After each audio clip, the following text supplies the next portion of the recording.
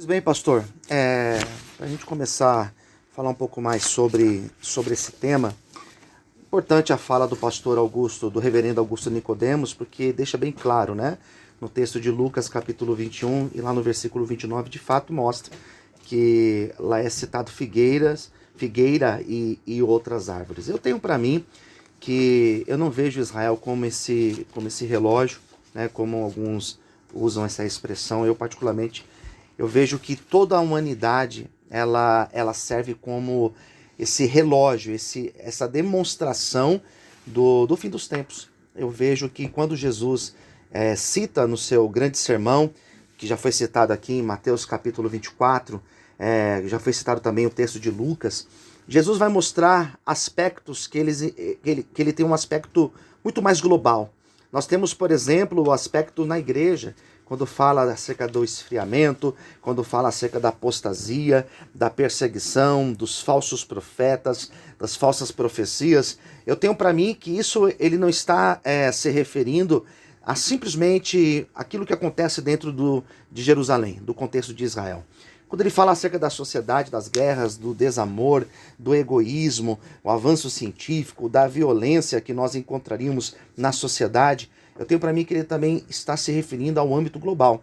Nós olhamos isso em toda a humanidade e nós percebemos que toda a humanidade está demonstrando a volta de Cristo. Nós olhamos também, por exemplo, os sinais que foram colocados como sinais da natureza, como, por exemplo, as tragédias, os terremotos, os maremotos. Tudo isso também eu vejo de âmbito global. Tudo isso demonstra, sim, a volta de Cristo. As pestes, as doenças, tudo isso tem demonstrado a volta de Cristo, mas não apenas dentro do contexto de Jerusalém. Eu volto a enfatizar isso. E, por fim, a ideia geopolítica, esse governo único, esse governo do anticristo, né? que é algo que nós, talvez algumas décadas atrás, nós não pensávamos nessa possibilidade de como isso poderia ser implantado. E hoje sim, nós já vemos que é possível sim esse governo globalizado, esse domínio único. Então eu tenho para mim que os sinais da volta de Jesus, eles não estão apenas restritos a Jerusalém. Eles não estão apenas restritos a Israel. Todo mundo, em toda a humanidade, nós encontramos. Se eu tivesse que colocar o que é mais evidente hoje, que demonstra a volta de Cristo, eu diria a igreja.